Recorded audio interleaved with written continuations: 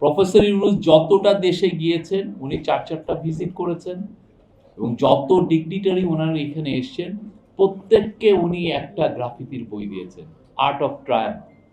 আজকে যে জিএম রাজীব হোসেন যেটা দ্রোহের গ্রাফিতি, এটার আর একটা এডিশন, এবং আমি বলবো যে এটা একটা ইউনিক কাজ হয়েছে। আমরা এই কাজগুলোকে কেন প্রিজার্ভ করব? খুবই এটা আমাদের দরকার। আমাদের দেশের একটা বড় সমস্যা ছিল আমরা ডকুমেন্টেশনে দুর্বল। আপনারা এখানে যারা সাংবাদিক আছেন তাদেরকে আমি বলবো 1971-এর 18ই ডিসেম্বর বা আপনি বলবেন 22শে ডিসেম্বর থেকে 72-এর 1972 জুনের পর্যন্ত আপনারা পেপারগুলো পড়বেন, বা পুরো 72 সালটা পর্যন্ত পেপার পড়বেন। দেখবেন যে আমরা এই যে 1971-এ যে আমাদের একটা মহান একটা বিপ্লব হলো, মহান একটা লিবারেশন স্ট্রাগল আমরা করলাম, ওয়ার করলাম, একটা ভয়ঙ্কর রকমের একটা মিলিটারি এগেনস্টে। দেখবেন ডকুমেন্টেশন নাই, খুবই পোর ডকুমেন্টেশন। আমি ওই পেপারগুলো পড়েছি, পড়ার কারণে আমি বলছি এটা কারণ কি, আমরা আসলে এত বেশি মানে শেখ মুজিবের প্রথম কয়েকটা মাস এত বেশি আমরা মানে এক হলো ভঙ্গুর একটা ইকোনমি, আর একটা হচ্ছে যে তার যে মানে খুবই বলবো যে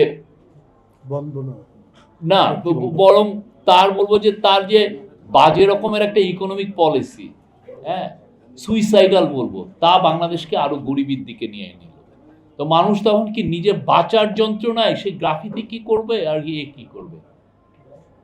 তো ফলে আপনি দেখবেন আপনি ওই পেপারগুলো আমরা খুব ডকুমেন্টেশনে দুর্বল ছিলাম। ফলে এসে দেখবেন যে 10, 15, 20 বছর পরে কেউ 1971 সালে জন্ম হয়েও কিন্তু সে মুক্তিযোদ্ধা হয়ে গেছে, ডাকাত হয়ে গেছে, মুক্তিযোদ্ধা, মন্ত্রীও হয়েছে, ঠিক না? তো এই যে এটা কারণ কি, আমরা ডকুমেন্টেশন সে সময় করি নাই, কার কি রোল ছিল আমরা এগুলো লিখি নাই। পরবর্তীতে যে যার মতো নিজে আবিষ্কার করেছে, আমি এটা হয়ে গেছি, ও এটা হয়েছে। তো এবারে যে গ্রাফিতির যে বই আমাদের এই বিপ্লবকে ধরে রাখবে, নতুন বাংলাদেশের যে গণ অভ্যুত্থান হলো এই গণ অভ্যুত্থানকে ধরে রাখবে, এটা খুবই ইম্পর্টেন্ট। কারণ এইটা ধরে রাখাটা কেন ইম্পর্টেন্ট, আপনি দেখতেছেন যে আওয়ামী লীগ এবং পতিত স্বৈরাচার, চোরতন্ত্রের জননী, ঘুমের জননী, তারা চাচ্ছেন বাংলাদেশকে এই যে ন্যারেটিভকে তারা চ্যালেঞ্জ করতে চাচ্ছেন। বারবার আপনি ওদের মেসেজগুলো দেখেন, 3000 পুলিশ মারা গেছে, ওদের মানে ইউনূস হচ্ছে জঙ্গি লিডার, ইউনূসকে ঘিরে আছে কারা, জঙ্গি লিডার। এটা কেন করছে জানা, এটা খুবই ওয়েল অর্কেস্ট্রেটেড ক্যাম্পেইন এবং এটা ইন্ডিয়ান মিডিয়াও এটার সাথে জড়িত।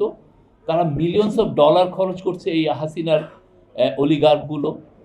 সে একটা নতুন ন্যারেটিভ তৈরি করতে চাচ্ছে, ওয়ার্ল্ডে বুঝাইতে চাচ্ছে যেই তুমি যে একটাকে গণ অভ্যুত্থান বলতেছো সেটা আসলে গণ অভ্যুত্থান না, সেটা আসলে এটা হয়েছে।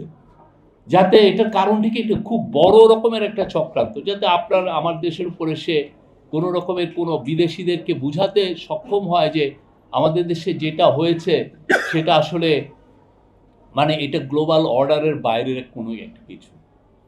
আমাদের উপরে যাতে সে বলতে চাচ্ছে যে তোমরা এদেরকে দেখতেছো, সেই লোকটা তো এটা না। প্রফেসর ইউনূস পাবলিক লাইফে আছেন 6 দশক ধরে, তার প্রত্যেকটা বাপ তার ক্যারিয়ারে সবাই চেনে, অথচ তাকে তারা এইভাবে পোর্ট্রে করছে, কারণ সে বাংলাদেশে যে একটা ইউনিক ইতিহাস, নতুন বাংলাদেশ এটাকে উল্টে দিতে চায়। ওই কাজটা তারা কিন্তু আগে করছে। আপনি দেখেন পুরোটা 15 বছরে কয়জন লেখক আছে যে 74-এর ফ্যামিলি নিয়ে লিখেছে, আপনি দেখেছেন? কারণ কেউ নাই। আপনি যে আফতাব আহমেদ যিনি ছিলেন কি জন্য বাসন্তীর ছবি তুললেন, উনি মিস্টিরিয়াসলি মারা গেলেন, কেউ এটা ইনভেস্টিগেটও করলো না। পুরো আপনি 74 সালে আপনি রক্ষী বাহিনী দ্বারা যেটা আমরা দেখেছি, যেটা পড়েছি, 30,000 লোক মারা গেছে। আপনি ইউটিউবে ঢুকলে ওই যে 74 সালের যে গ্রুয়েল কিচেন, হ্যাঁ, যেখানে মানুষকে যে জনগণকে খাবার দেওয়ার জন্য যে সেগুলো পুরো আছে, কিন্তু ওইটা সব 15টা বছর ধরে তারা সব এই যে হিস্ট্রিকে যে ইরেজ করে নতুন হিস্ট্রি চাপানো, এটা হচ্ছে they are quite good at it. মানে এই জিনিসটা তাদের একদম পুরো আপনাকে শোষণ করার মূল হাতিয়ারই হচ্ছে আপনার হিস্ট্রিকে আপনারে বুঝা দেওয়া, এবং আপনাকে বলবে সে অপ্রেসর, কিন্তু নিজেকে সে বিদেশে জাহির করছে আমি অপ্রেসড।